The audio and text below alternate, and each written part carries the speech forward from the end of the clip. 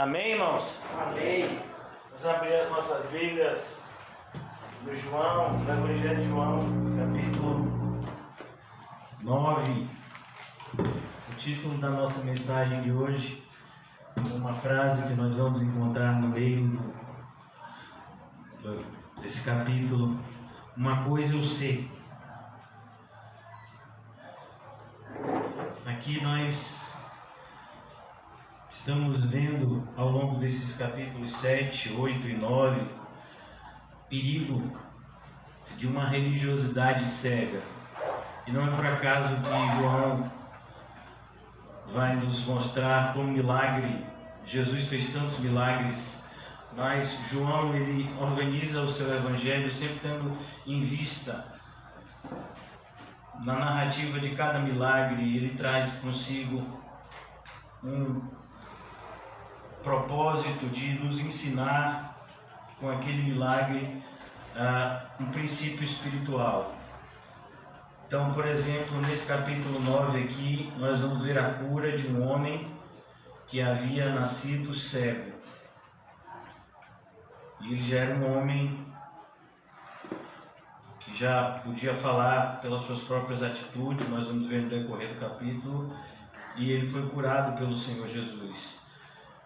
E João quer mostrar justamente isso, essa natureza humana que todos nós muitas vezes nascemos, todos nós, nascemos cegos. E infelizmente poucas pessoas têm essa consciência. Pode diminuir um pouco? Poucos temos essa consciência de que precisamos que o Senhor Jesus nos dê vida, que o Senhor Jesus nos ajude a enxergar as coisas da maneira correta, como por exemplo, tantas pessoas hoje estão entristecidas por conta de um ente querido que faleceu. Normalmente é o que acontece no dia 2 de novembro, essa lembrança, na verdade, é muito mais um rememorar triste de alguém que esteve aqui e que agora não está mais. E isso nos faz ver como o mundo enxerga as coisas da forma errada. A gente não valorizou a pessoa enquanto ela estava aqui e de repente ela se foi e agora a gente quer valorizar. O mundo ele está sempre se movendo numa direção errada. E o que nos ajuda justamente a enxergar, a colocar as coisas no devido lugar, é a palavra de Deus. Quando nós a recebemos ela de maneira espiritual. E aqui no capítulo 9 não é diferente. Provavelmente Jesus está aqui ainda nessa festividade da festa dos tabernáculos. E olha que coisa, no início do capítulo 9 nós lemos: ao passar, Jesus viu um homem cego de nascença. Perceba que coisa, o homem não podia ver Jesus, mas Jesus viu o homem. Essa é uma realidade que aconteceu comigo e com você. Todos nós, antes de sermos regenerados pelo poder de Deus, estávamos nessa condição. A gente podia ter uma vida religiosa, mas a gente nunca teria enxergado a Cristo se Ele não tivesse nos visto primeiro. A gente nunca teria visto o nosso Salvador se Ele não tivesse nos salvado primeiro. A gente nunca teria crido em Cristo se Ele não tivesse nos aberto os olhos primeiro. Então aqui a gente percebe como João organiza as coisas da maneira certa. Ao passar, Jesus viu um cego de nascença. Os seus discípulos lhe perguntaram: mestre, quem pecou, este homem ou seus pais, para que nascesse cego? E essa é uma filosofia, um pensamento, um modo de pensar muito comum da nossa geração e também da época de Jesus, a respeito de que quando alguém nascia com alguma deficiência, seria por culpa dos pais e às vezes até por culpa do próprio, da própria pessoa. E muitas pessoas, né, acreditam em reencarnação, a gente sabe que não existe. Não, fulano nasceu assim porque na encarnação passada, a gente sabe que não existe, né? Para nós que temos a Bíblia como o nosso livro de fé, sabemos que isso não existe. Mas muitas vezes nós associamos o pecado a alguma enfermidade de um ente querido, né? E às vezes isso pode acontecer. Às vezes alguém pode ser acometido de uma enfermidade por conta do pecado, mas não é sempre assim. A gente tem que tomar muito cuidado quando a gente generaliza coisas que são pontuais. Então, você pode pecar e Deus pode te disciplinar por meio de uma enfermidade. Isso é algo que de fato pode acontecer, mas nem sempre Deus vai te disciplinar por meio de uma enfermidade. Deus tem tantas formas de nos disciplinar. Então, aqui Jesus quer mostrar justamente que há muito mais acontecendo no mundo do que os nossos olhos podem ver. Não é por acaso que esse capítulo vai concluir justamente com Jesus mostrando a cegueira espiritual dos líderes religiosos. Então, nós vemos a fotografia de maneira muito limitada. Então, às vezes a gente não entende porque determinadas pessoas estão passando por determinadas coisas, mas Deus entende. Deus sabe o que está fazendo. Às vezes a gente fala, meu Deus, mas fulano é uma pessoa assim que não merecia isso, né? E de repente está acontecendo isso com essa pessoa. Fulano é crente de verdade. Irmão, alguém tem dúvida de que Paulo é crente de verdade? E ele recebeu um espinho na carne. E aí, o que dizer disso? Então, a gente não sabe o que faz bem, o que faz mal. Muitas vezes a gente não sabe fazer a diferença. Presta atenção, não estou dizendo que a gente não sabe o que é certo e o que é errado. O que é certo e o que é errado a gente deve saber, é o que está escrito na palavra de Deus. Mas às vezes a gente não sabe aquilo que nos faz bem e aquilo que nos fará mal. Então muitas vezes você perde um emprego e aí você acha que aquilo é a pior coisa que aconteceu com a sua vida e de repente aquilo foi a melhor coisa que aconteceu na sua vida e você só vai ver isso depois, né? De repente você perde o carro. Algumas pessoas estão se identificando e você diz assim, mas e agora, como é que vai ser? E de repente você vê que você vive bem sem carro. Então, assim, a gente não sabe o que Deus pode fazer na nossa vida. E Deus sabe o que pode fazer na nossa vida. Então, por isso que a gente tem que tomar muito cuidado quando a gente estiver julgando aquilo que é bom e aquilo que é ruim. A gente tem sempre batido nessa tecla e eu creio que nunca é demais. Então, para que nós, irmãos, me perdoe até demorar um pouco desse assunto, mas eu creio que é importante. Nós muitas vezes somos cristãos no nosso modo de agir, de falar, mas no nosso modo de pensar a gente é como o mundo.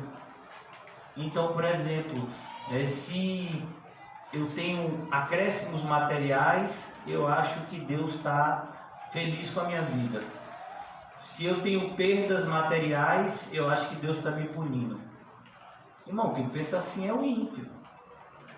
E às vezes a gente pensa assim também. Então a gente tem que tomar cuidado. Como cristão, a gente tem que aprender a viver contente em toda e qualquer situação. E a gente ter essa convicção de que a gente está sempre aprendendo. Mesmo que eu faça alguma coisa de errado, ou mesmo que eu faça alguma coisa de certo, Deus vai me tratar como filho. Nada do que eu faço, se eu sou um filho de Deus, eu quero acreditar que todos nós aqui nessa noite o somos. Se somos filhos de Deus, nada do que a gente faça vai fazer Deus nos amar mais ou menos.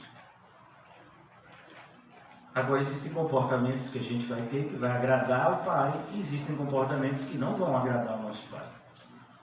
Mas Deus não vai deixar de nos amar por conta de determinadas coisas, e nem vai nos amar mais por conta de determinadas coisas. Então a gente tem que saber colocar as coisas no seu devido lugar. É isso que Jesus está fazendo aqui. Por isso ele vai dizer, versículo 3, disse-lhe Jesus, nem ele e nem seus pais pecaram, mas isso aconteceu para que a obra de Deus se manifestasse na vida dele. E algumas traduções diz para que a glória de Deus se manifestasse na vida dele. Então havia um propósito. Eu acho isso maravilhoso, como João, guiado pelo Espírito Santo, redige o seu evangelho de uma maneira que, se você presta atenção, você percebe a soberania de Deus em todas as vírgulas. Olha que coisa maravilhosa. Quando nós estávamos estudando o capítulo de número 4, eu falei isso com vocês. Convém que eu passe por Samaria. Não, ele podia fazer o arrodeio comum que o judeu fazia para ir para Galileia. Mas ele passa, e ele podia ter parado em outra aldeia, mas ele parou naquela aldeia. No momento em que aquela mulher estava indo buscar água. Será que isso foi acaso? Não. Jesus podia não ter recebido Nicodemos. Não, ele é um fariseu, então não vou falar com ele. Mas recebeu ele e falou com ele. Então perceba que tudo está no controle de Deus. Deus escreveu a história da humanidade desde antes de começar a história da humanidade. Eu e você não sabemos. A maioria dos capítulos, sabemos alguns, estão na Bíblia. Mas o que nós sabemos de verdade é que Deus está no controle de tudo. Um pingo de água que cai na minha cabeça é o controle de Deus. Os cabelos da minha cabeça estão todos contados. Olha que coisa. Todos contados. Os cabelos da minha cabeça. Eu não sei. Talvez uma pessoa, por exemplo, para contar os cabelos da cabeça de Edevaldo, dá trabalho. Para contar o Diquinho já é mais fácil. Então, mas Deus já sabe, tanto de um quanto de outro. Os cabelos da cabeça. Então aqui Jesus diz, olha, ele nasceu servo porque havia um propósito. Ele vai testemunhar meu respeito diante dos fariseus. Já imaginou isso? A coragem que esse homem vai ter, a ponto de ser amaldiçoado pelos fariseus, de tanta ousadia no espírito que ele teve no embate, que a gente vai ver daqui a pouco. Então há um propósito. Aquele homem endemoniado de Gadara, que tantas pessoas amarravam e ele se soltava, e de repente aquele homem é liberto, e agora ele se torna um missionário. Jesus diz, vai e fala as coisas que Deus fez na sua vida. Mas ele era um endemoniado. Por que ele era um endemoniado? Será que a mãe dele era macumbeira? Será que o pai era isso? Meu filho, você vai se preocupar com essas coisas? Deus já libertou ele. Então a gente tem que tomar muito cuidado, irmãos, porque a gente gasta muito tempo julgando o passado alheio. E aí a gente não vive o presente e a gente perde o futuro. Tantas pessoas se preocupam com o seu passado e com o meu e não prestam atenção naquilo que Deus fez no nosso presente. Eu mesmo, né? Tantas pessoas chegam na igreja e procuram saber do passado do pastor e não tem às vezes essa mesma dedicação em ver a palavra que foi pregada no dia. Então a gente tem que tomar muito cuidado, porque essa filosofia é uma filosofia do mundo, e se a gente não tomar cuidado, o mundo vai fazer a gente igualzinho a ele. Enquanto é dia, precisamos realizar a obra daquele que me enviou.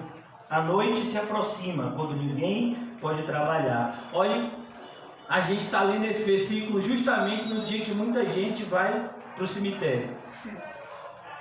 Olha aqui, será que foi coincidência? E a gente está lendo esse versículo nesse dia. Eu não me programei para isso.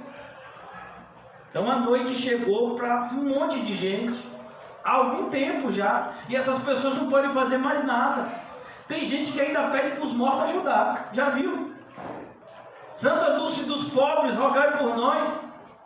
Santa Dulce. E ainda é dos pobres. Uma pessoa que teve tanta amizade com os ricos, por isso que teve o hospital dela. Você acha que quem construiu o hospital dela foi os pobres? Foi? Então você não conhece a história, né?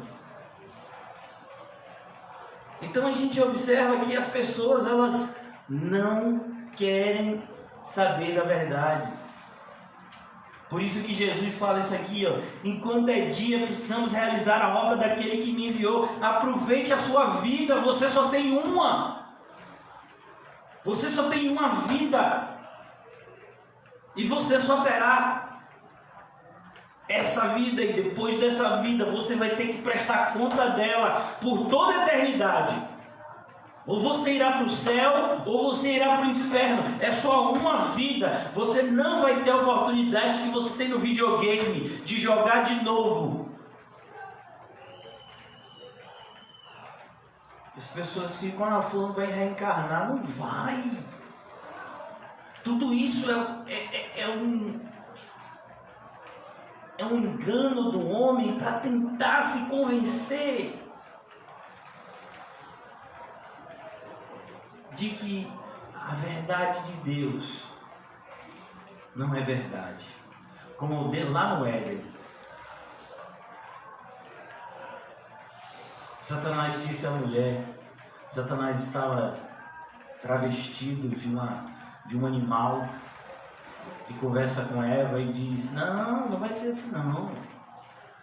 Deus disse que se comer desse fruto, vocês vão morrer. Não vai não, vocês vão ser como ele. Os crentes estão dizendo que se você morrer em pecado, você vai para o inferno. Não vai nada, rapaz. O que importa é você fazer boa obra. O que importa é você fazer isso. O que importa é você fazer aquilo. Não, fique tranquilo. Fulano morreu. Fulano nessa hora está num lugar bom. Inferno é um lugar bom? Então a gente vive num mundo que não quer essa verdade. Essa verdade clara na Bíblia. E tem um monte de gente, inclusive, que diz que ama a palavra. E que quando você vai falar disso, a pessoa já, não, mas aí é exagero, quem somos nós? Nós somos a luz do mundo e o sal da terra. Pelo menos deveríamos ser. Amém? Amém. Não está escrito? A gente tem que saber a diferença do certo e do errado. Porque se a gente não souber, quem é que vai saber? Por que você acha que o requisito é seja um obreiro aprovado e não reprovado? Tem que ser um obreiro aprovado, que não tem do que se envergonhar, porque manuseia bem a palavra de Deus, maneja bem. Então, enquanto é dia, precisamos realizar a obra daquele que enviou. A noite se aproxima, quando ninguém pode trabalhar. Morreu, acabou. O morto não pode fazer mais nada em relação à sua alma. Enquanto estou no mundo, eu sou a luz do mundo. Tendo dito isso, cuspiu no chão, misturou terra com saliva e aplicou-a aos olhos do homem. Isso é tão interessante, irmãos, que Jesus cura várias pessoas de cegueira nos evangelhos. Nenhuma cura é igual a outra. Você já viu isso? Porque o que Jesus quer mostrar é justamente isso. Ele se preocupa com você. Você não é mais um. Você não é um número. Jesus não trata a gente como gado. Tem igrejas que tratam os crentes como gado. Não, você é um para Deus. Ele chama você pelo seu nome. Isso é relacionamento. Jesus está querendo mostrar justamente cada pessoa. Ele trata de uma forma, porque tem uma realidade de vida diferente. Que mesmo nós, por exemplo, que estamos aqui, tem pessoas aqui de bairros completamente diferentes. Quando terminar o estudo, daqui a umas 5 horas, Brincadeira. Joaquim já chegou assustado, né? Já pegou essa. Então, quando terminar o estudo, tem gente que vai ficar aqui no bairro, tem gente que vai para o Alto das Pombas, tem gente que vai para Itapuã, tem gente que vai para... Ali é o quê, né? Tororó. Tem gente que vai para São Marcos, imagina. Tem gente que vai para outro santo, é São Gonçalo. Imagina, todo mundo está aqui, tem uma realidade diferente. Jesus sabe disso. Olha que coisa maravilhosa. E ele vai e trata esse jovem, ele faz lodo e aplica nos olhos do homem. Então ele disse: vá lavar-se no tanque de Siloé, que significa enviado. Ó, o tanque enviado. O homem entendeu, alguém foi enviado para me ajudar. Vai se lavar no tanque de Siloé. O homem foi, lavou-se e voltou vendo. E agora? Glória a Deus. Ele está vendo. Ele era cego de nascença, irmãos. Você já imaginou a experiência? Aquele homem nunca tinha visto nada. A primeira vez que ele olhou para cima, ele viu o céu, o sol, a nuvem. Ele olhou e ele viu as mãos dele. Ele só sentia as coisas, agora ele estava vendo.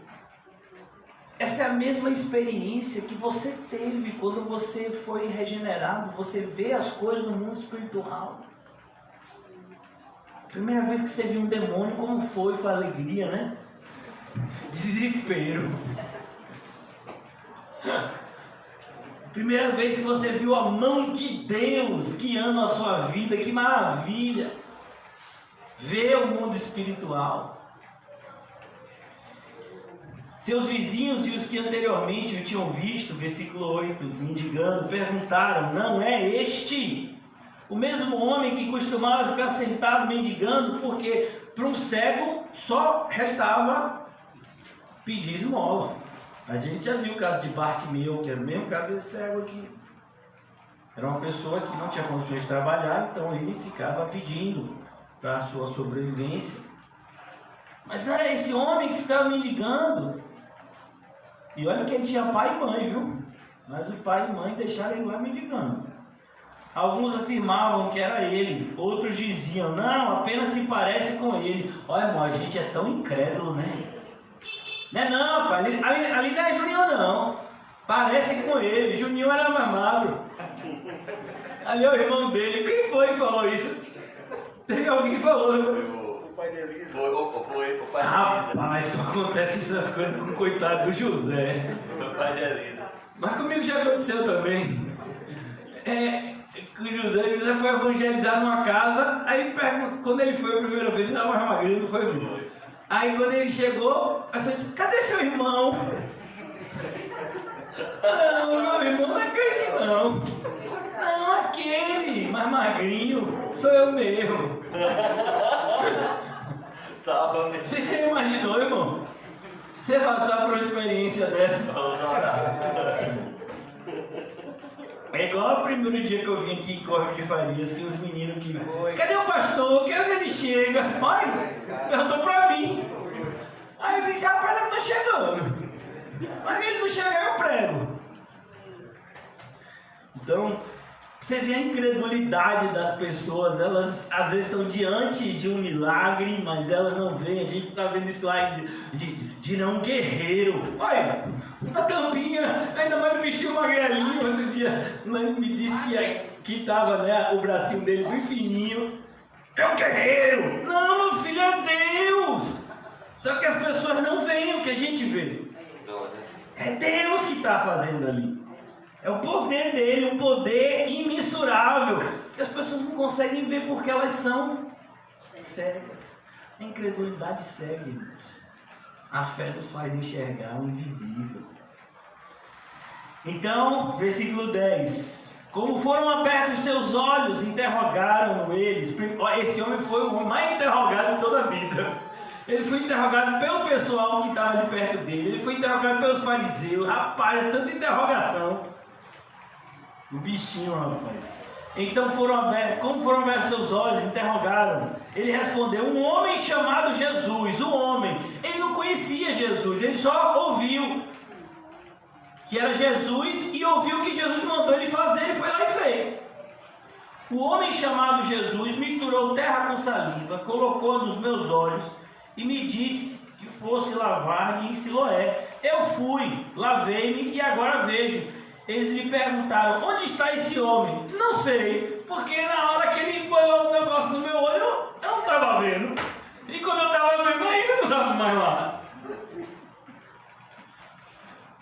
E aí, meu irmão, foi aquele burburinho na cidade. E aí sempre vai chegar na mão da liderança religiosa.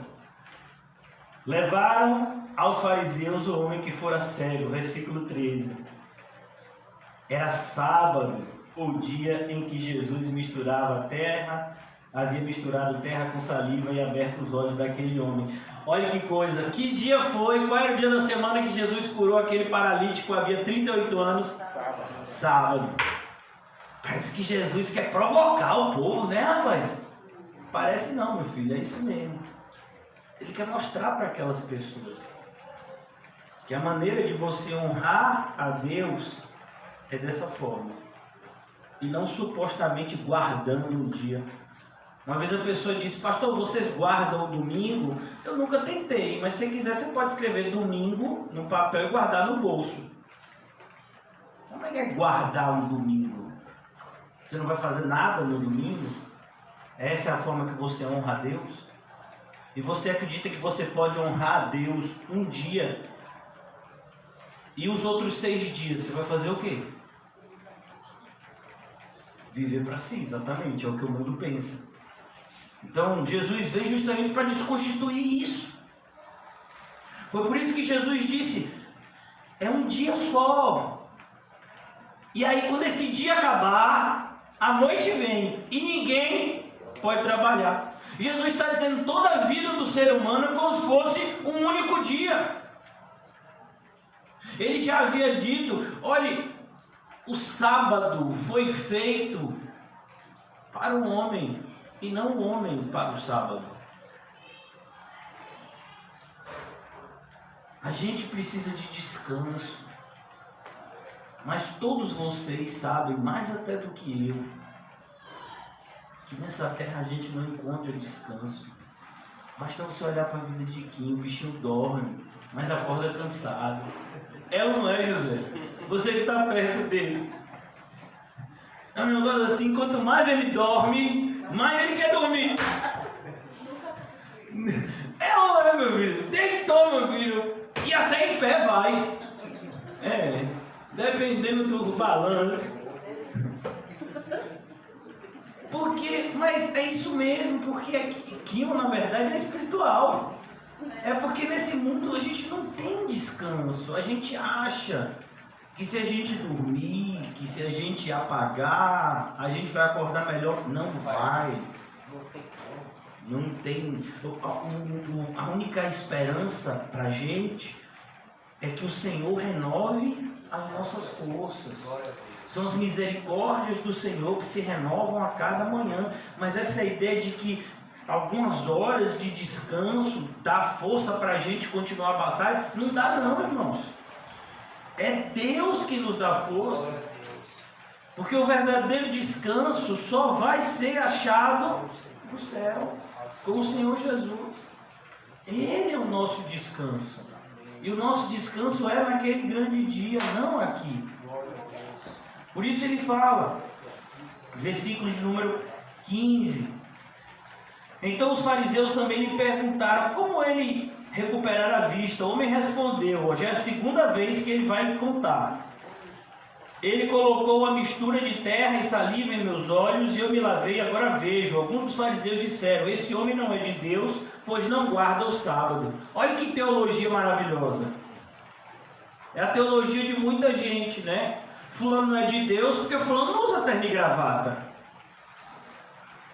Essas mulheres não são de Deus porque não estão de saia, nem de coque. Não tem nem... ali está de coque, mas não está de saia. Deixa eu ver, tem alguém de brinco? Ih, está de brinco. Joaquim está de brinco? Não, Joaquim é se salvou. Não, mas está com o cabelo curto. Não pode, cabelo curto. Cortou o cabelo, não. O cabelo é que se grande, pode cortar.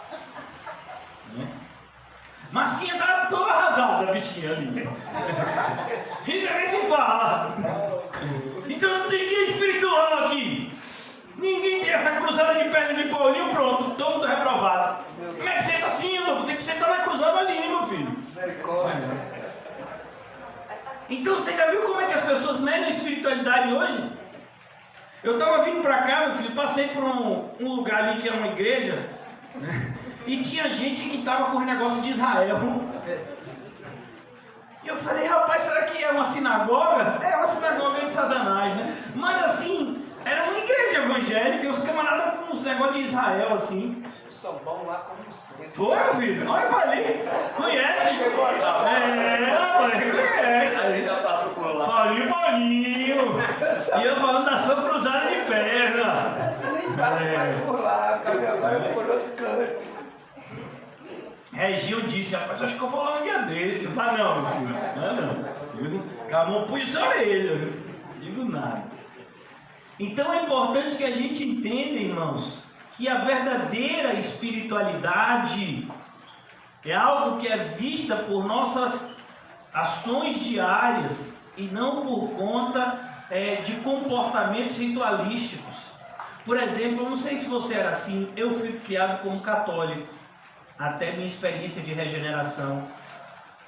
E eu tinha esse costume, eu fui ensinado que toda vez que eu passava na porta de uma igreja eu tinha que me benzer. Eu fazia assim, ó. E aí de mim que não fizesse, e quando eu entrava no mar eu tinha que me benzer também. Aí você me pergunta, e aí, aquilo adiantava o quê? Pra mim nada. Nunca me ajudou em nada. Mas eu fui ensinado que era para me benzer, eu me benzi. Era me dito também, uma vez me disseram, só quando você fizer um pecado grave assim, reze 3 Ave Maria e um Pai Nosso. E aí eu rezava. E desde quando rezar tira pecado, se você não se arrepender? Sem arrependimento, não há remissão de pecados. Então esse tipo de espiritualidade ritualística não é espiritualidade, é religiosidade morta. E é isso que os fariseus tinham de sobra. E é por isso que eles tinham esse embate com Jesus, porque Jesus, ele é a própria espiritualidade. Jesus, você olha para ele, você vê o Espírito. Então os fariseus tinham um problema sério com Jesus, porque Jesus colocava às claras aquilo que os fariseus escondiam. Esse homem não é de Deus, pois não guarda o sábado. Mas outros perguntavam, como pode um pecador fazer tais sinais milagrosos? E houve divisão entre eles. Entre eles mesmos houve divisão. Versículo 17, tornaram, pois, a perguntar ao cego, que diz você a respeito dele? Foram seus olhos que ele abriu. O homem respondeu, ele é um profeta. Olha, rapaz, camarada aqui, ó, botou logo, chegou, ele é profeta. A ideia aqui é dizer, percebe, ele não está dizendo que Jesus não é filho de Deus, até porque ele não tem esse conhecimento ainda. Você percebe que o conhecimento de Deus na vida desse homem vai ser gradativo.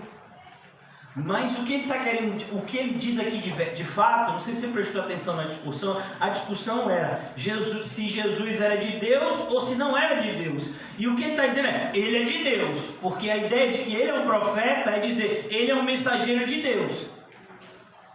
Que a pergunta que eles estavam lá debatendo entre eles era se Jesus seria de Deus ou se não seria. E aí, o que você diz? Eu digo que ele é de Deus. Os judeus não acreditaram que ele fora cego e havia sido curado, enquanto não mandaram buscar os seus pais. Imagine. Eu não acredito não. Tem gente que quando o dia não estiver grande, que Ilane estiver contando a história, vai dizer que nada, você está aumentando. Você fica dizendo que ele foi entubado 2 vezes, que não sei o que. Você está aumentando, você fica dizendo que o braço dele foi fininho. Tem uma foto mesmo de Calmon, quando ele estava bem doente, não foi, filho? Eu acho que Calmon guardou, porque se ele contar, tem gente que não acredita, né? Tá aí, tá vendo? Depois eu vou mostrar para vocês aí. Rita tava nessa hora tomando conta dele, Rita. Imagine. E parece que Calvão ia tomar uma hemodiálise e aí a máquina pifou no dia. E aí até hoje não precisou nunca disso. Imagina. Mas às vezes se ele contar isso, você pensa que não, ele tá exagerando, vai ser um homem forte desse. Corredor, ciclista, né? Nadador. Ele fica dizendo que teve muito doente. Você acredita nessa? Você acredita nessa? Esse povo exagera, esse povo aumenta, rapaz. Porque a incredulidade é assim.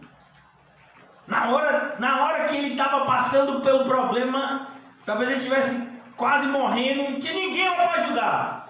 Aí quando ele é curado, o pessoal ainda diz que não foi tão assim. Igual quando na minha enfermidade, tem muita gente que diz que nada, pastor, também exagero, fica 70% do pulmão comprometido. Ele morre no final de ressonância.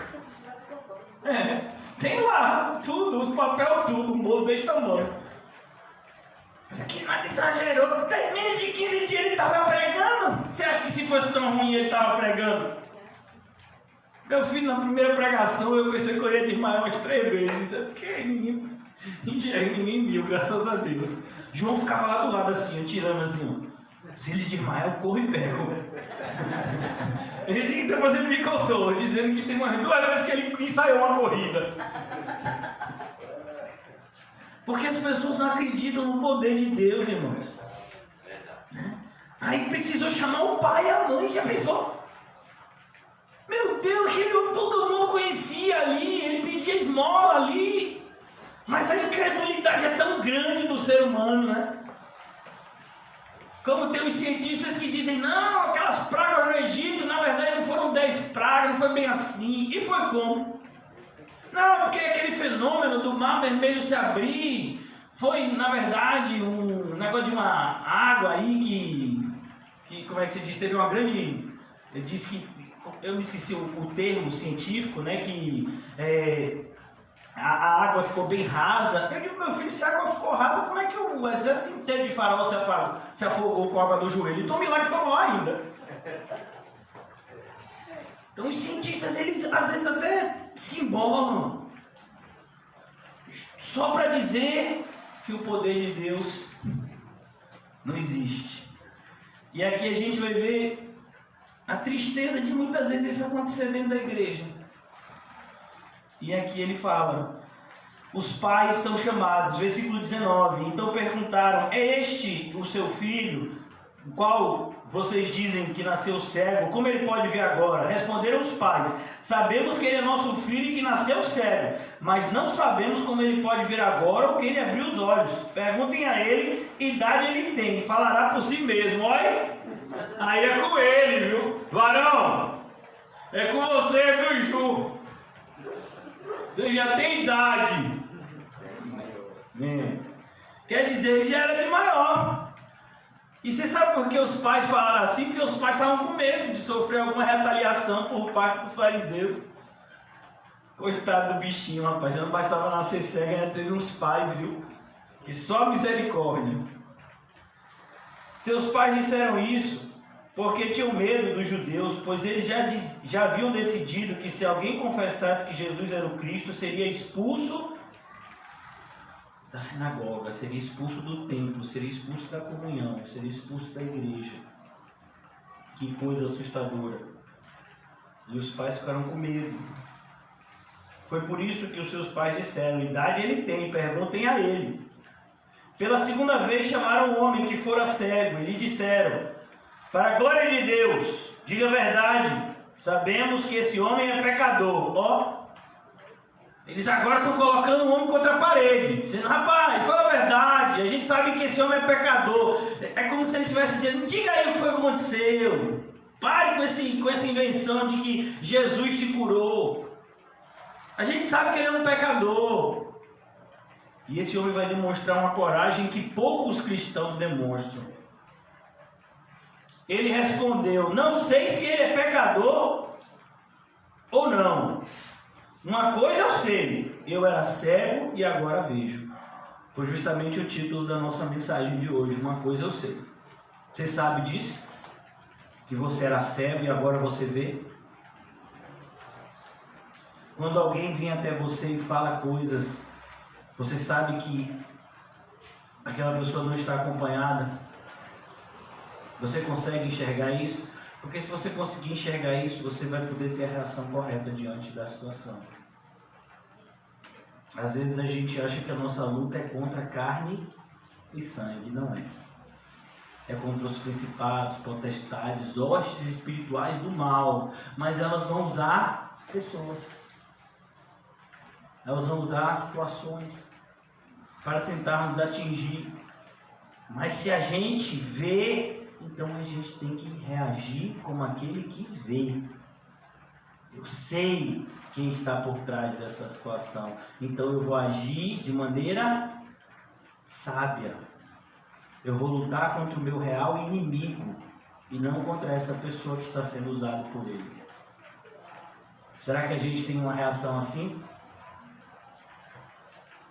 Será que a gente tem uma reação assim ou será que a gente quer botar uma bomba em Brasília?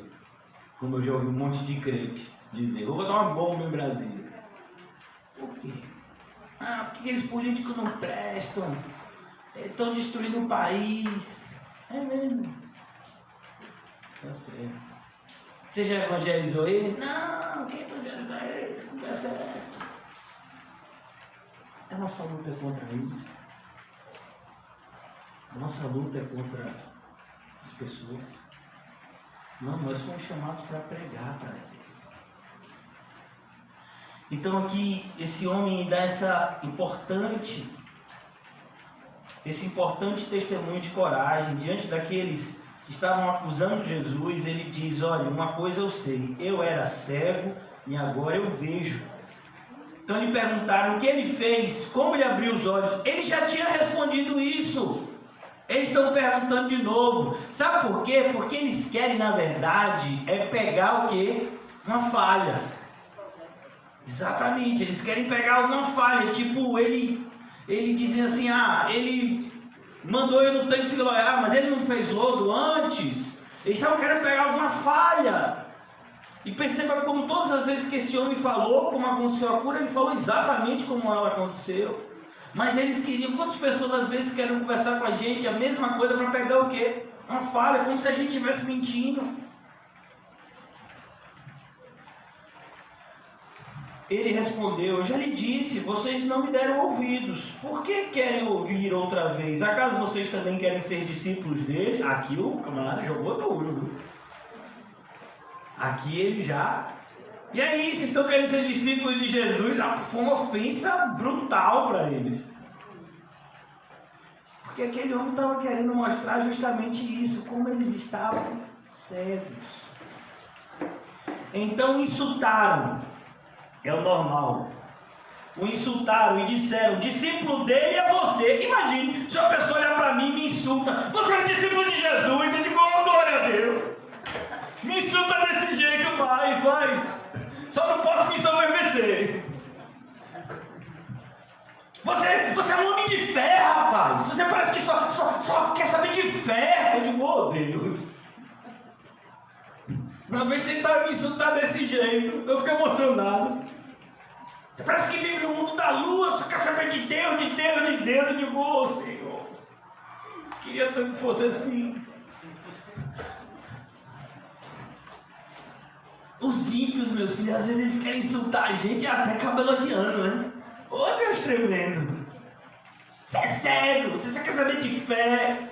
Oh, Deus!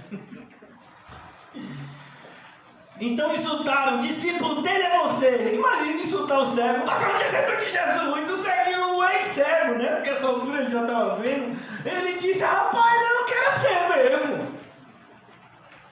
Mas eu não sei, cadê ele? Nós somos discípulos de Moisés. Jesus já tinha dito a eles que eles não eram discípulos de Moisés, coisa nenhuma. A gente estudou o capítulo 8 ontem. Vocês são discípulos de Moisés, discípulos de Moisés, coisa nenhuma. Se vocês fossem discípulos de Moisés, vocês acreditariam em mim. Moisés falou a meu respeito: se vocês são filhos de Abraão, se vocês fossem filhos de Abraão, vocês imitavam a obra de Abraão. Jesus já havia falado sobre isso com eles. Versículo 29. Sabemos que Deus falou a Moisés, mas quanto a esse, nem sabemos de onde ele veio. De novo essa conversa. Não sabemos de onde ele vem. Como é que não sabe, meu filho? A ideia é justamente aquilo que José já falou para a gente algumas vezes, quando ele estava pregando no Sermão do Monte. Fique feliz quando, mentindo, disserem todo tipo de mentira a respeito de vocês. Vai ter um momento que, para os ímpios nos agredirem, eles vão ter que mentir a nosso respeito. Aí você deixa, meu filho. Quem é que vai ser o seu defensor? É Cristo. Me diga uma opinião. Quem você acha que defende você melhor? Você ou Jesus? Quem você acha que tem mais poder para defender a sua causa? Você ou Jesus? Então, não é melhor deixar na mão dele? Ele não defende a gente melhor.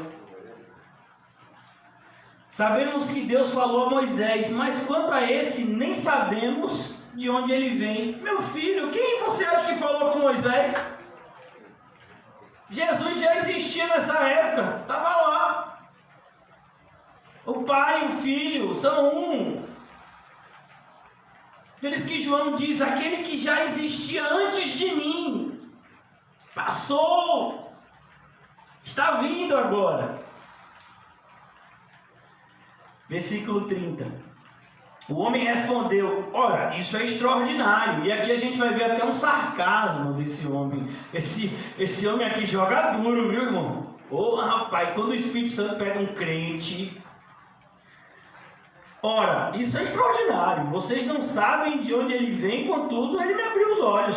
Sabemos que Deus não ouve a pecadores. Ô, teologia correta! Rapaz, o camarada aqui não fez uma faculdade de teologia e sabia mais do que todos os outros doutores juntos. Quem é que faz isso? Deus. Que dá essa sabedoria para uma pessoa que nunca fez uma faculdade de teologia. E aqueles doutores em teologia, zero. Diga, minha irmã. Eu acho que já passou essa parte, eu não estava aqui. O tanque.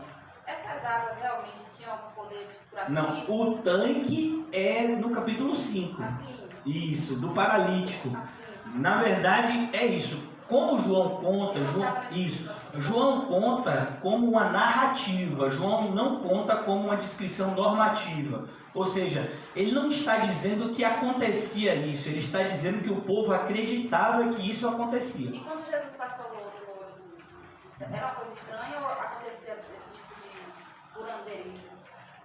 E fica aparecendo, quando eu li, fica aparecendo que era uma prática de fazer, por isso que achou estranho, porque eles não entraram sobre o lodo. Isso, na verdade, é como eu falei até, não sei se você pegou, Jesus ele curou cada cego de um jeito. Então, nesse cego, ele fez de um lodo. As pessoas tinham uma crença antigamente que a saliva tinha o poder de curar, não o lodo, a saliva. Tem um, inclusive, que Jesus passa a saliva, e é esse que vê os homens como árvores. Depois Jesus vai de novo e aí ele consegue ver claramente. É outro cego que Jesus cura, entendeu? Mas é o que ele vai dizer agora aqui. As pessoas até podiam fazer isso, mas não estava certo. Ninguém estava sendo curado. Não tem nenhuma história de que uma pessoa estava naquele tanque era curada. Não tem disso. Isso, exatamente. As pessoas acreditavam. Como, por exemplo, tem um monte de gente que acredita que se for em determinado santuário vai ser curado. Eu pensei que quando Jesus passou por desse daqui, ele mandou lavar. Para mim, tinha que lavar nesse tanque. Não, aqui já é o tanque. O primeiro tanque é o de Betesda. Sim. Esse daqui é o tanque de Siloé. Pronto. Entendeu? Obrigada. Nada. Mas se você quiser, depois a gente conversa. Mas esse tanque de Betesda é outra coisa, que é o de Siloé. É porque tinha vários tanques, né, na cidade, várias piscinas. O homem, no versículo 30, o homem respondeu, ora, isso é extraordinário, vocês não sabem de onde ele vem, contudo ele me abriu os olhos. Então, esse tipo de medicina, e até como a irmã falou, de gente charlatão, sempre aconteceu. Se você prestar atenção, aquela mulher, 12 anos com fluxo de sangue, ela tinha gastado todo o dinheiro com esses médicos, que diziam que ia curar ela. Passou 12 anos procurando cura de tudo quanto é jeito. Aí acabou o dinheiro. Aí acaba também. Você já viu algum charlatão curando de graça? Eu nunca vi. Até esses remédios para emagrecer que vem na televisão, eu nunca vi ninguém dando de graça. Já vi dividido em 5 e 10 vezes. Né? Charlatão, ele sempre vai querer o quê? Receber alguma coisa. Então a mulher, por exemplo, ela passou na mão de um monte. 12 anos para ela ser curada, mas ela não foi. Então por isso que ele está dizendo, esse milagre aqui, só Deus mesmo para fazer algo assim. Né? Porque às vezes pode acontecer de uma pessoa não enxergar direito, e essa pessoa pode fazer um tratamento até melhorar a sua visão. Mas no caso desse jovem, ele era cego de nascença. Né? E Deus abriu os olhos dele, ele nunca tinha enxergado. E é um milagre até ele enxergar e andar já de forma natural. Porque uma pessoa que nunca enxergou, ele demora até um tempo para se readaptar a essa realidade de enxergar as coisas. É como a gente conhece, né, essa ideia de fisioterapia. Né? Uma pessoa, por exemplo, que volta a andar depois de muito tempo. Essa pessoa vai precisar fazer o quê? Fisioterapia para os músculos voltarem a compreender, né? Então esse homem aqui, o milagre foi extraordinário, ele nunca enxergou. Não é o caso de uma pessoa que de repente enxergava, perdeu a visão e depois foi curado, como alguns são esse caso. Mas esse homem é um cego de nascença, né? Então por isso esse milagre tão extraordinário que João colocou aqui. Sabemos que Deus não ouve a pecadores. Olha a teologia desse homem. Está certo ou está errado? Está certíssimo. Deus não ouve a pecadores. Deus ouve a pecadores arrependidos. É por isso que tem esse homem, com certeza, ele está baseado aqui em Provérbios capítulo 1. Provérbios capítulo 1, Deus está chamando as pessoas. Aí ele diz, eu chamei vocês não vieram. Quando vocês me clamarem, não vou ouvir. Então é isso que ele está dizendo, Deus não ouve a pecadores. Deus ouve aqueles que dão ouvido a eles. Aqueles que me honram, eu honrarei. Essa é a teologia das Escrituras. Deus tem um relacionamento com a gente durante toda a nossa vida terrena. Sabemos que Deus não ouve a pecadores, mas ouve o homem que o teme. Olha que coisa linda. Como é que a gente adora a Deus? Com temor e tremor. A gente adora a Deus dessa forma, porque a gente sabe que Deus é um Deus poderoso. É como, por exemplo, irmãos, diante de um fenômeno da natureza, né? Quando você vê raios caindo, é bonito. Você já viu um raio caindo? Eu acho muito bonito, não sei, né? É gosto, né? Aquela luz, aquela energia, né? Coisa poderosa, não sei quantos quilowatts, né? Mas você fica com medo também, não fica não? Porque se cair pertinho, hein? Aí você fica, mas é bonito, não é bonito? Então imagine se um raio, a gente já fica assim maravilhado. Imagine você ver um Criador de tudo e todos, e aí você vai lá e diz, Senhor, eu amo o Senhor, te adoro, mas eu fico, né, com receio. Isaías, quando viu o trono do Senhor, disse, rapaz, ai de mim, né? A gente tem um Deus que não tem palavras para dizer. A gente diz, Deus, o Senhor é poderoso, mas isso é uma palavra tão pequena para descrever Ele, né? Deus, o Senhor é onipotente, mas assim, a gente não tem nem noção do que é a onipotência de Deus. É algo tão grandioso, irmãos. E às vezes a gente quer colocar Deus numa garrafa, como se Deus pudesse, né, ser colocado no invólucro. Ninguém jamais... mas ouve o homem que o teme e pratica a sua vontade. Olha a teologia correta. Deus não ouve a pecadores, Deus ouve quem o teme e quem pratica a sua vontade. Meu Deus do céu, o camarada aqui era um pedinte, um mendigo que ficava na rua pedindo, cego, e teve essa compreensão profunda das Escrituras. Como é o nome disso? Poder de Deus. Porque quando Deus cura espiritualmente e fisicamente. Essa é a verdadeira cura. Porque a cura física, irmãos, você pode encontrar até na mão de seres humanos. Deus pode usar seres humanos para curar fisicamente. Mas a cura espiritual só o próprio Deus. Abrir os olhos espirituais, só o próprio Deus pode fazer. E o que a gente está vendo aqui é um homem que tem os seus olhos espirituais abertos. E ele consegue enxergar a realidade do mundo espiritual. Versículo 32. Ninguém jamais ouviu que os olhos de um cego de nascença tivessem sido abertos. Então perceba, irmãos, ninguém tinha ouvido. Não existia na história do povo uma cura dessa.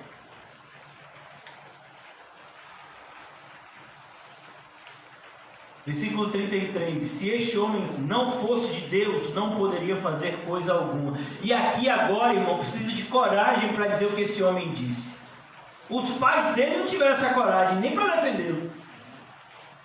Ele disse, Jesus não estava perto dele, mas ele estava perto de Jesus. Quando eu falo que Jesus não estava perto dele, é fisicamente, mas espiritualmente Jesus estava ao lado dele. E ele tem toda essa coragem, essa ousadia. Por isso que Paulo diz a Timóteo, Timóteo, não fique com medo diante dos obstáculos, Timóteo, porque Deus não nos deu espírito de covardia, mas de coragem, de poder, de coragem, de amor e de domínio próprio. Esse é o espírito. Se este homem não fosse de Deus, não poderia fazer coisa alguma. Maravilhoso quando alguém dá um testemunho ousado acerca de Cristo, o seu maravilhoso evangelho. Diante disso eles responderam, você nasceu cheio de pecado. Ó, olha a mentalidade. Aí você vê os doutores da lei, teologia zero. O ceguinho curado por Jesus, teologia 10.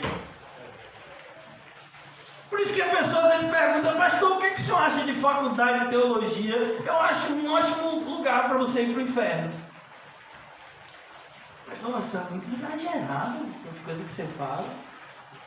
Não, meu filho, é porque a gente estuda. E a gente fala as coisas porque a gente acredita no que a gente fala. Uma vez minha filhinha, quando ainda era pequenininha, agora já está duas mocinhas.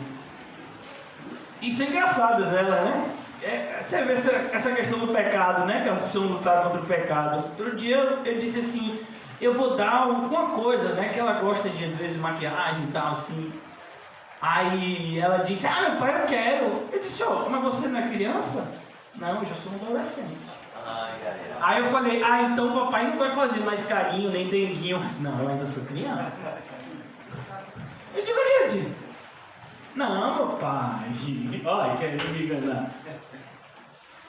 Aí elas ficam, se elas estiverem assistindo, elas ficam indignadas. Meu pai, a gente quer dormir no nosso quarto.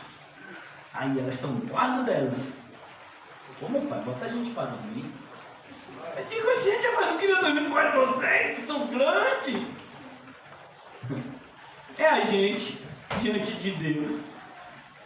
É a mesma coisa. Verdade. Diante disso eles responderam, você nasceu cheio de pecado. Como tem a ousadia de nos ensinar. Às vezes uma pessoa vê um vídeo da gente na internet e diz, quem é esse que fica falando essas coisas aí, rapaz?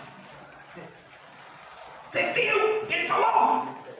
Falando mal de seminário teológico, agora como é que eu vou ganhar meu dinheiro? Eu que sou dono de um seminário de teologia. E o expulsaram. Olha o que fazem. Você vai falar a verdade, meu filho, pode ter certeza que os evangélicos religiosos vão ser os principais opositores da verdade. Eles não querem que as pessoas vejam a verdade. Agora na parte final, já concluindo aqui, versículo 35. Jesus ouviu que o haviam expulsado, e ao encontrá-lo disse, você crê no Filho do Homem? Jesus vai até atrás. E é isso que é lindo, irmão. Eu fico apaixonado. Essa passagem da Bíblia é muito bonita, se você for observar assim, o carinho de Jesus. Quando os religiosos expulsam você do meio deles, aí Jesus vai atrás de você. Não é assim? Eu fui expulso da igreja, graças a Deus. Fazia parte de uma igreja falsa e eu comecei a entender o verdadeiro evangelho. E aí o pastor dessa igreja chegou para mim e disse, não dá para você ficar aqui, porque o que você fala é diferente do que a gente pensa. Pra você ter ideia, o ídolo desse pastor até hoje é Silas Malafaia. E aí não dá para você ficar aqui. José até conhece ele, já pegou até carona, correu risco de vida.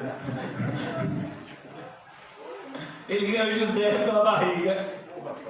Chamou o José para jantar num restaurante desse aí, um desses jantares evangelísticos. Mas o bichinho não sabia ainda, não. Foi até um colega seu que te convidou, foi depois que ele soube que era pastor aqui, da igreja que eu fiz parte. E ele disse exatamente essas palavras, né? Você pensa diferente. Graças a Deus. Graças a Deus, irmãos, porque o que a gente vê hoje no cenário evangélico é vergonhoso. Jesus ouviu que o haviam expulsado e ao encontrá-lo disse, você crê no Filho do Homem? E essa é a pergunta. Você sabe quem é o Filho do Homem? Você sabe? Perguntou o homem, quem é ele, Senhor, para que eu nele creia? Olha que coisa linda, irmão. Quando uma pessoa é regenerada, ela quer a verdade, pode doer o que for, pode ser que arda, mas se arder, a gente quer a verdade. Pode ser que arda, meu filho, jogue aqui, eu quero a verdade. Amém. É a verdade. Você vai ter que cortar o seu dedo fora. Mas eu não queria. Mas se tiver, é isso que tem que fazer? Então vamos fazer. É a verdade. Foi o que a gente viu no capítulo 8. Conhecereis a verdade e a verdade vos libertará. Então esse homem, ele demonstra sinais claros de uma pessoa que foi visitada pelo Espírito Santo no seu eu interior.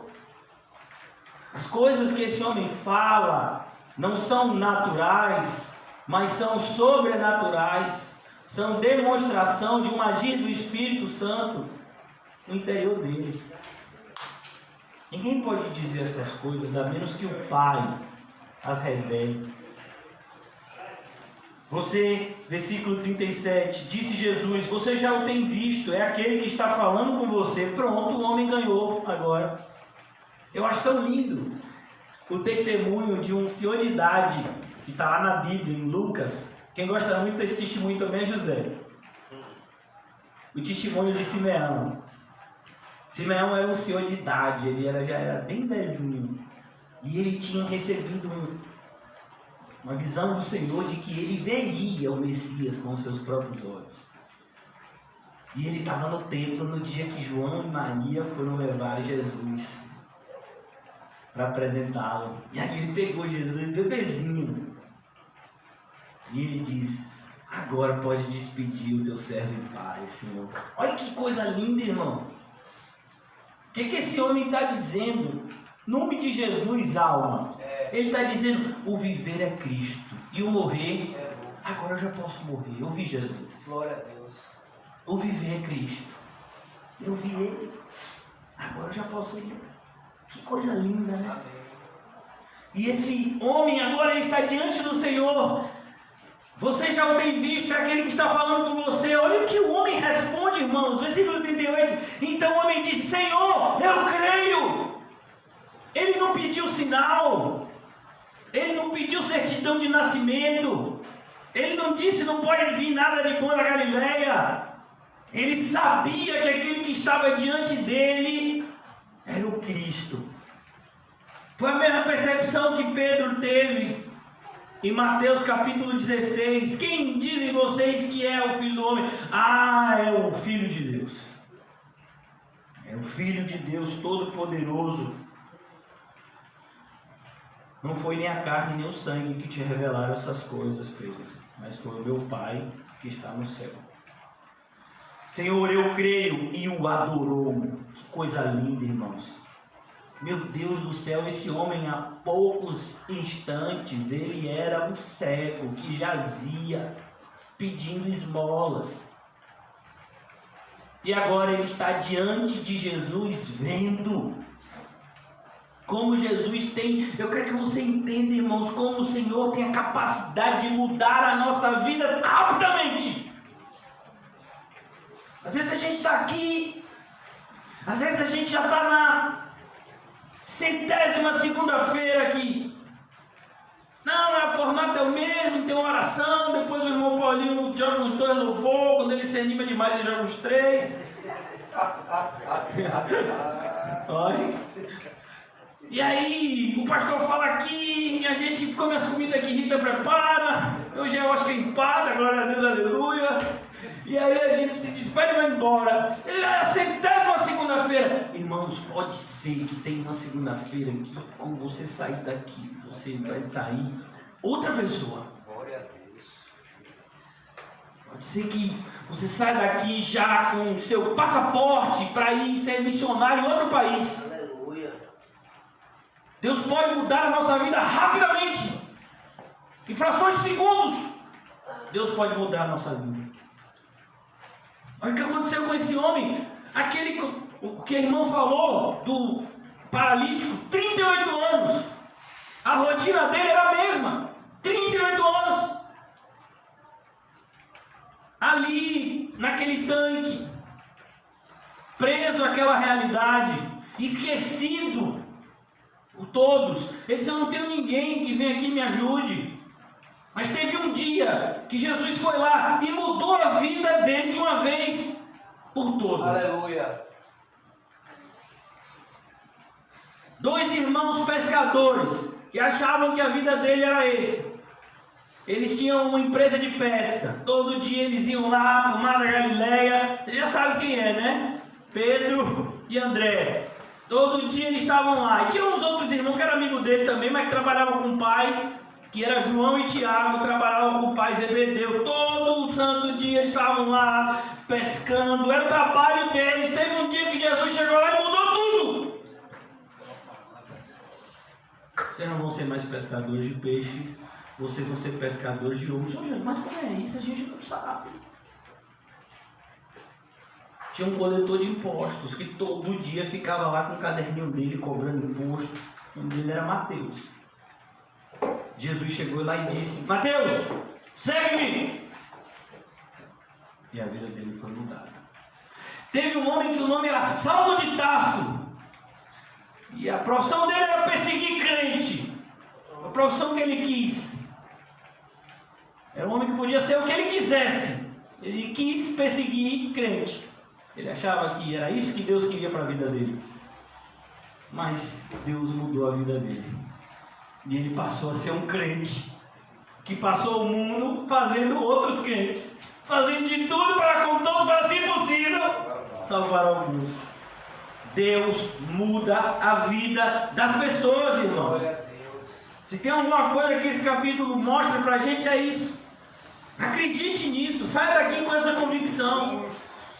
Hoje não é mais um dia. Hoje é um dia em que tudo pode ser novo na nossa vida. Glória a Deus. Uma das piores coisas que pode acontecer na vida de um cristão é quando ele deixa de acreditar no poder de Deus na sua vida. Às vezes a gente até acredita que Deus pode fazer na vida de fulano, que Deus pode fazer na vida de Beltrano, mas na minha, aí eu acho que já deu. Bom, irmão, você não é crente.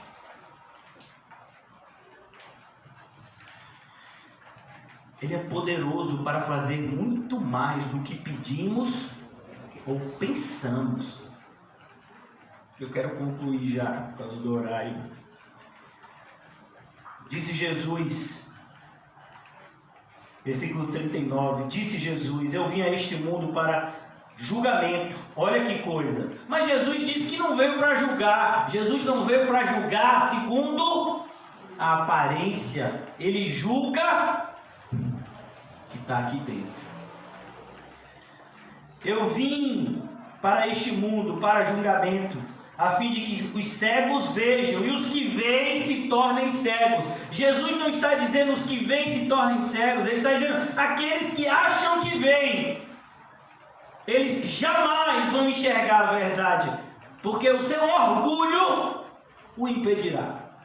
Porque Deus dá graça ao humilde. Olha o cego, Deus dá graça ao humilde. Mas o que é que ele faz com o soberbo, José? O que é que ele faz? Ele resiste.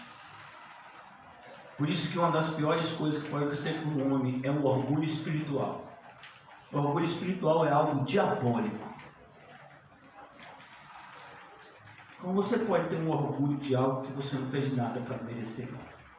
Porque se você tem alguma coisa, foi Deus que deu. Ah, não, mas eu tenho isso. Você? O que você tem que não recebeu? Então Jesus está dizendo aqui, versículo 40, alguns fariseus estavam com ele, ouviram dizer e perguntaram, acaso nós também somos cegos? Não, Zé? Rapaz, esses religiosos parecem barato, em todo canto tem um. Não é assim, irmão? Rapaz, eu que eu diga, todo canto parece um religioso.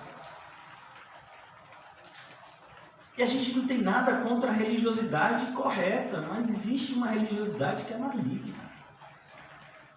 A maioria dela. Acaso também somos cegos, disse Jesus. Se vocês fossem cegos, não seriam culpados de pecado. Mas agora que dizem que podem ver, a culpa de vocês permanece. Olha que coisa. Jesus vem e diz, eu vou te salvar. Vocês dizem, não, salve outro. Tá bom. Quantas vezes a gente fala para as pessoas a importância da igreja, da importância de ler a Bíblia, da importância do Evangelho, porque você acha que tia Massinha fala para os pequenininhos copiar, esse daqui mesmo já copiou a Bíblia toda, umas 3 vezes, não foi não, filho? Ainda não, né? Mas vai fazer! Ainda antes de 2025. Ele vai para cara de Gil. Tá aí. Agora tem que convidar ele para comer, meu filho, o bicho não está comendo não. Seu Leão tá jogando tudo com ele. E aí, uma ovelhinha. Então, irmãos, eu quero terminar a nossa noite de hoje pensando nisso. Que enquanto é dia, irmãos, façamos a obra do Pai, porque a noite vem quando ninguém pode trabalhar. Hoje o nosso irmão Paulinho, que trabalha no cemitério, ele pôde ver isso. A cegueira espiritual de um monte de gente que acha que está falando com a pessoa, quando na verdade está falando com ossos. É triste. É triste, né? Essa realidade da cegueira espiritual do mundo. De enxergar muitas vezes, minha avó me visitou em sonho. Ô meu filho, não fale isso para mim não, porque eu lhe digo a verdade. Uma vez chegou uma pessoa na igreja e disse, pastor, eu tenho uma coisa para falar com o senhor, eu sei que talvez o senhor não acredite, mas eu tive uma visão de, acho que foi minha mãe que faleceu, e eu tive uma visão, ela apareceu para mim e disse para eu fazer isso. O que o senhor tem a dizer? Eu digo, a senhora tem certeza, senhora, que eu ouvi? Não, pode falar. Eu digo, a senhora teve uma visão de demônio. Não, mas falou igualzinho, era a mesma voz, era igual. Eu digo, um demônio pode se disfarçar de um anjo de luz. Você acha que ele não pode imitar uma pessoa, um ser humano tão limitado? Um anjo pode imitar, um demônio pode imitar um anjo de luz. Ele não pode mudar a voz.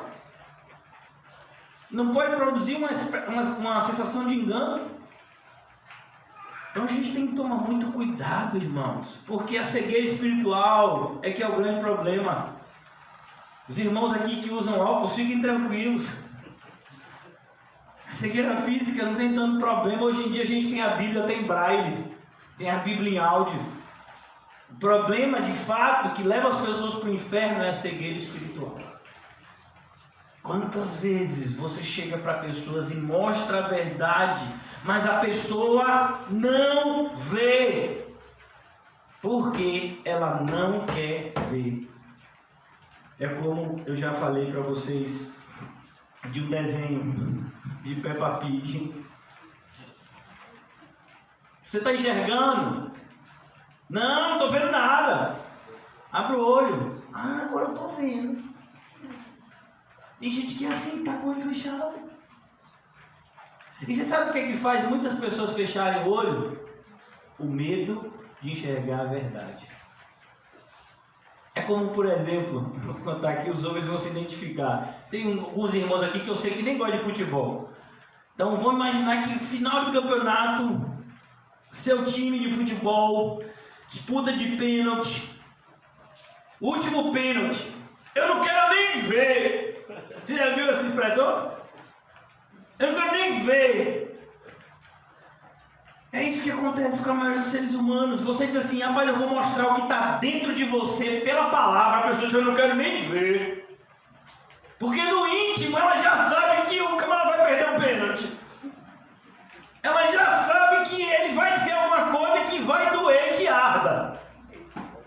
Vou dizer que arda. Essa não pode ser que arda, não. Vai arder. É assim mesmo. Então quando você diz, irmão, eu vou pregar a palavra de Deus para você, eu não quero nem ver. Eu não quero nem ouvir o que esse jovem vai dizer para mim no dia 7. Ai, Deus, está chegando. Tá. Então, irmãos, mas quando o Senhor dá ouvidos e olhos para ver, irmãos, aí as pessoas têm fome e sede de ouvir a palavra de Deus. Essa é a nossa esperança. Por isso que a gente continua na obra de Deus, cada vez mais firmados nele. Que o Senhor nos ajude a permanecermos assim. Vamos orar? Obrigado, Deus, por essa noite tão abençoada. Obrigado, Deus, por essa noite agradável na companhia dos meus amados irmãos. E principalmente, Senhor, na tua companhia, na companhia do meu amado. Como nos ensina a tua palavra, o meu amado é meu e eu sou do meu amado. Que essa seja uma verdade, Senhor Jesus, do nosso relacionamento contigo. Ajuda-nos cada vez mais, Senhor Jesus, a andarmos ao teu lado, seguindo de perto tudo aquilo que o Senhor tão maravilhosamente trouxe para nós, tanto nos teus ensinos quanto no teu testemunho, Senhor. Ajuda-nos, Senhor Jesus, a nos protegermos das astutas ciladas do maligno. Ajuda-nos, Senhor, a nos mantermos sempre vigilantes em relação à persuasão dos falsos mestres e que cada vez mais, Senhor, o amor e a verdade reinem sobre as nossas vidas e transborde para que nós possamos também alcançar a outros. Abençoa, Senhor, a vida de Dylan. Ajuda ele, Senhor, nesse processo de cura que nós temos certeza que vem do alto. Abençoa, Senhor.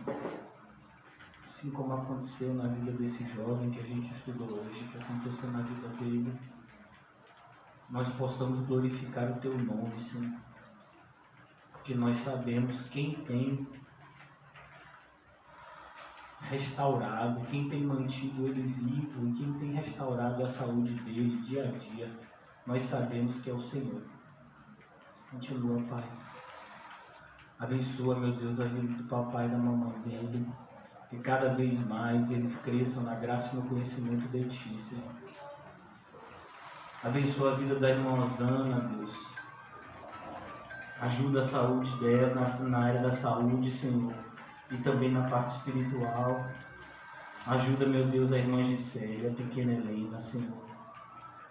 Que elas possam ter cada vez mais confiança e convicção daquilo que o Senhor tem para elas, Senhor. Nos ajuda, meu Deus, a vivermos por fé e não por vista, todos os dias da nossa vida. Em nome de Jesus. Amém? E graças a Deus. Saúdem-se mutuamente com um olhar santo. E não se esqueça de dizer para você mesmo: Deus é poderoso. Eu creio. É o Deus de Paulinho. Nossa. Em nome de Jesus. Agora pode nunca mais fazer um perfume, rapaz. Não.